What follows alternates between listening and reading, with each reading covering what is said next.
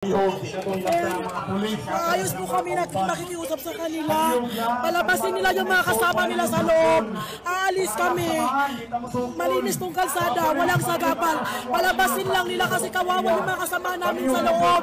Binubugbog, binubuhusan nila ng tear gas.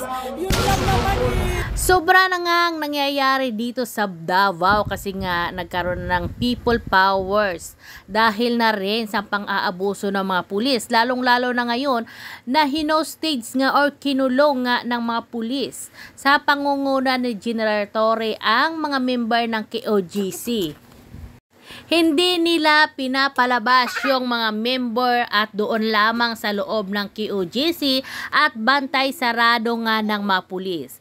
Yung nakakatakot ba dito kasi nga yung ibang mga pulis ay sinasakta na nga yung mga member. At dito ay kuhang-kuha nga sa kamera kung paano tadyakan ng isang pulis yung estudyante doon. Kaya narito guys, panoorin natin ang video. At kinukumpiska na ng mga pulis ang mga gamit na naiwan dito, kabilang ng mga monoblock chairs na nandito sa gitna ng kalsada dahil mamayang gabi ang KOJC sana, pero mukhang hindi ito matutuloy dahil na-disperse na sila at muli nang nabawi ulit itong bahagi ng National Highway at inaasahan ng mga otoridad na mabubuksan na muli ang highway na ito at makakadaan na ang mga motorista. Lalo't ang lugar na ito ay katabi lang talaga ng Davao City International Airport. Ito yung Jose Maria College na paaralan ng KOJC at katabi niyan ay ang Davao City International Airport. Kagabi nga ay ilang mga pasahero ang apektado at naglakad ng mahaba para lang makaabot sa kanilang flight dahil sa paghaharang ng KOJC dito.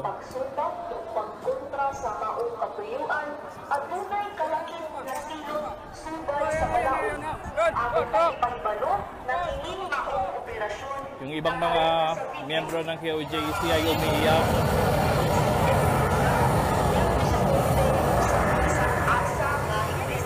May mga sugatan din na nakita tayo.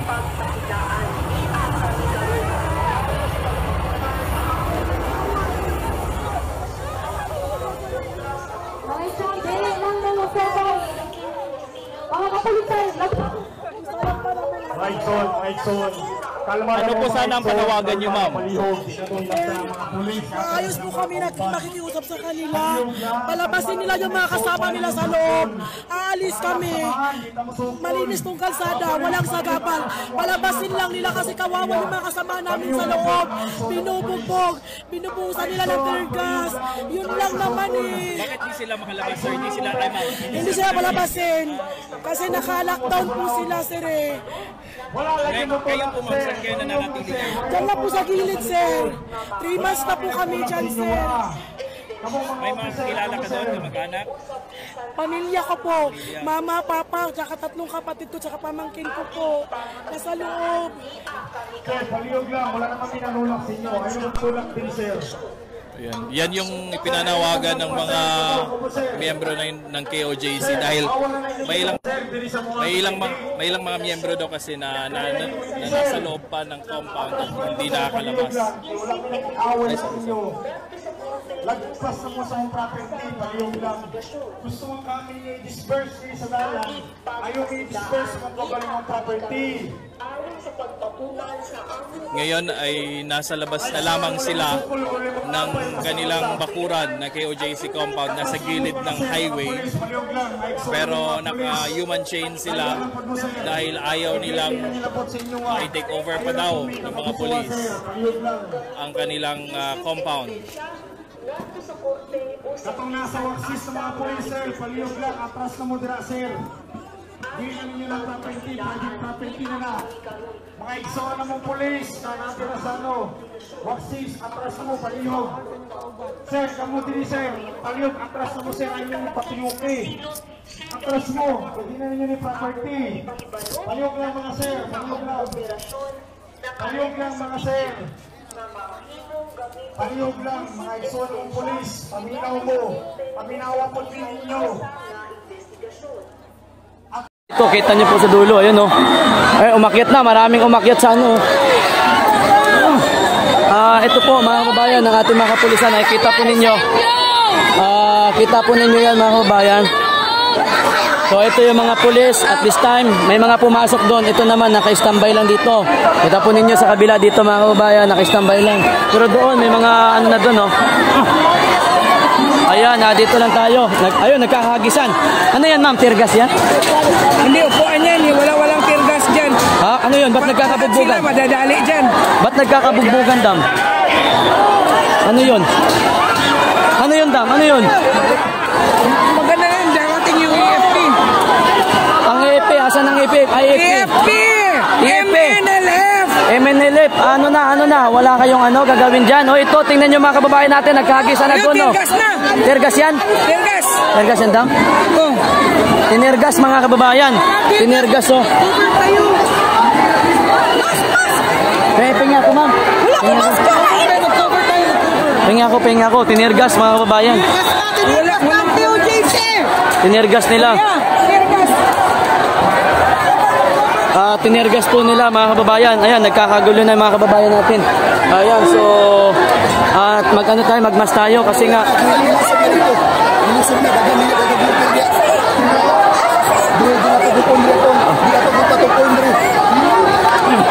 mga kababayan, ang dami na nasaktan mga kababayan ko. Ang dami nasaktan.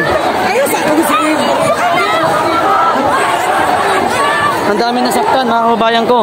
Naku po, ayan, tinirgas na po nila, umusok na oh. Ayan. Tinusok na nila mga kababayan ko. Umusok na po. So, sa mga AFP, Armed Forces of the Philippines, no? So, ito po. Nakikita niyo po ang sitwasyon dito. So, marami po nasasaktan. Kayo po, kung kaya niyo lang tingnan to, ano ba? Kaya niyo lang, ganito lang bang eksena? Ang dami nadadaan nasasaktan, no?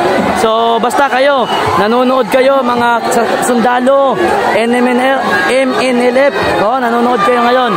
So, basta kayo, nanonood kayo dyan, kayo po mag-decide kasi ngayon ang dami nasasaktan, no?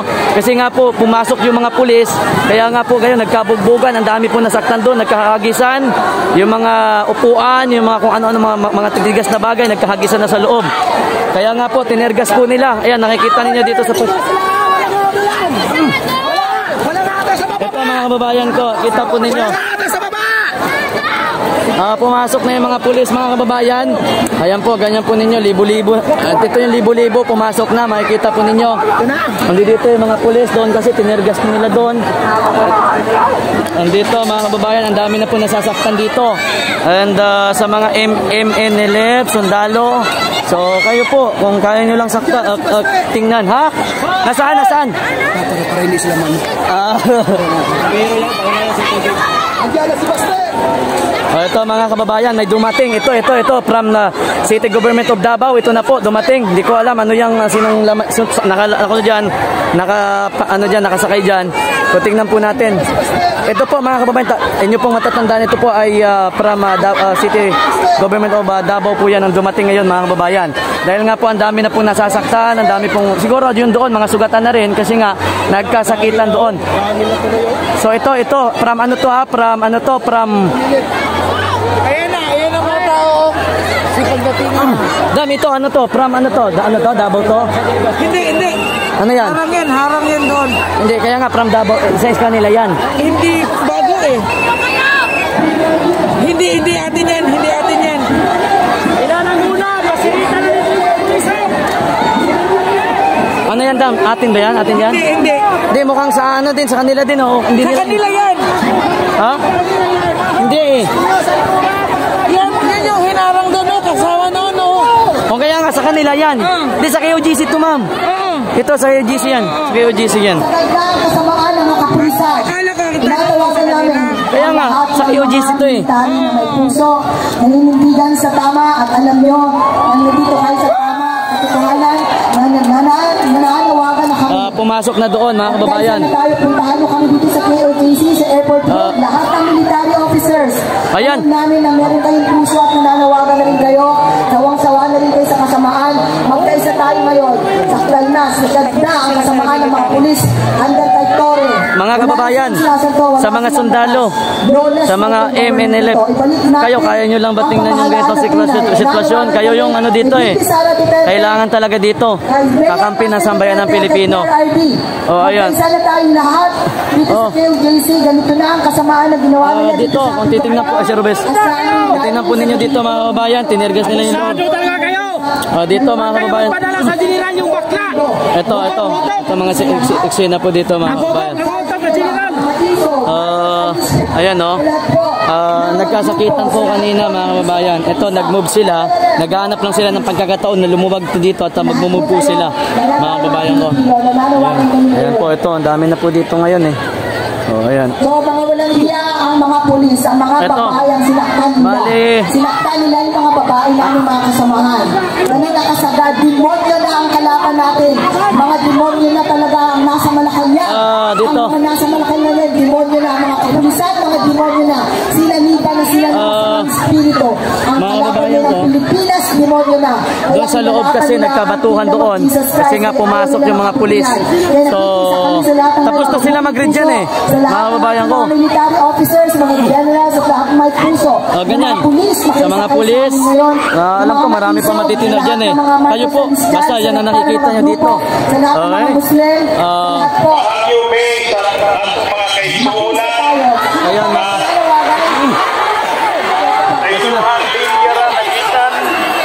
ang mga nakalabay sa iyong mga kauban. Ayan. Kitang-kita mo sa CCTV. Kitaan mo sa CCTV. Ayan mga kababayan. Kamalihok mi sa inyuhang ayuhon ng inyuhang linya. Ayuhan inyuhang linya.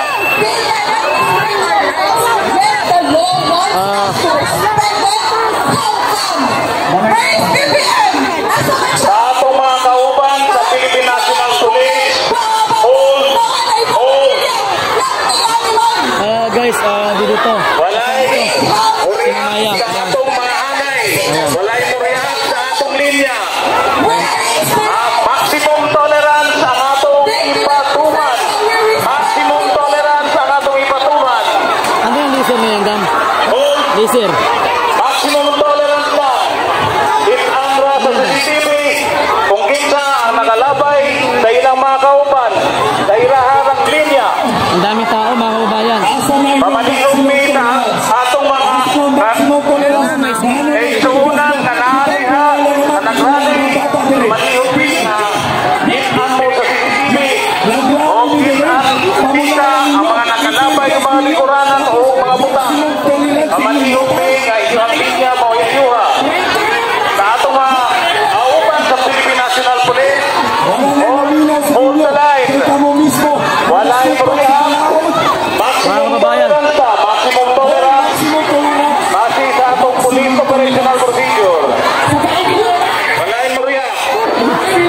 Wala sa atong linya magikan ang mga Maximum tolerance yung mata. Bakit tinirkas kami dito? Bakit pinagpapalo kami yung mga matanda dito? Kayo, hindi kayo matinong pulis. Hindi kayo matinong pulis. Matapang na kayo kasi may mga pain kayo. Matapang na kayo kasi may mga pain. Ano tayo dito? Mga babae na dito. Mga matanda dito. Tapos sabi mo, maximum tolerance. Alam mo bang pinagsasabi mo? Doon tayo banda.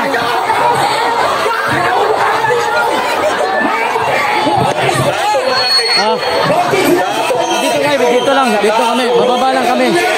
Wala ka ba ang babae? Bakit sinasaktan niyo ang mga babae?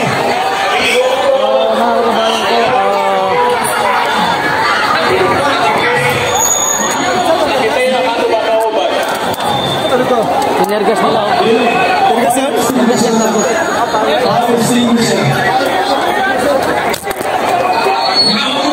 Mga kababayan, tingnan nyo, medyo gigilid na kami, para tinitergas yung taas eh.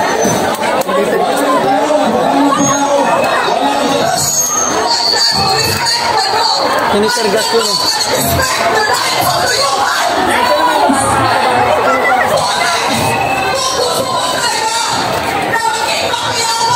dito mga kabayan sa part 2 na ito.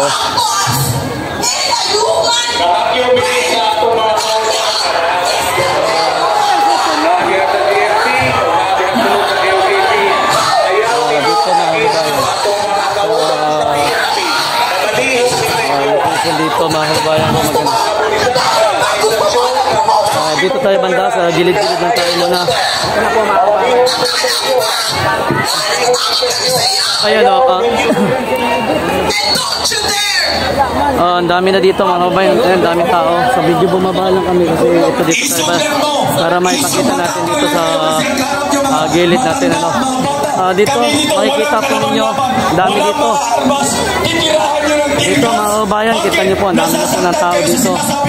Ayan. Ayan, sa libo-libong nanonood ngayon.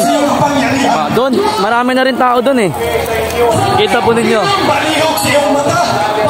Ayan, dami mga kababayan oh. So, ayan. Ano? Ayan mga kababayan ha. Sa tamang, dili lang tamang. Dito banda sa taas. Parang medyo ganyan din o. Medyo ano na ito eh.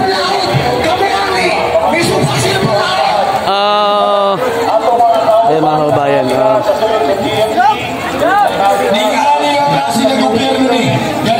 Lalo pong umiinit ang sitwasyon. Dito nga sa aking gilid, ang dami ng tao dito mga kababayan. May mga dumarating.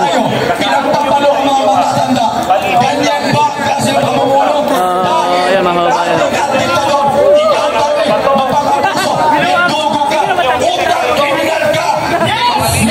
Ayan. Ang dami dito mga kababayan. Kita nyo naman dito.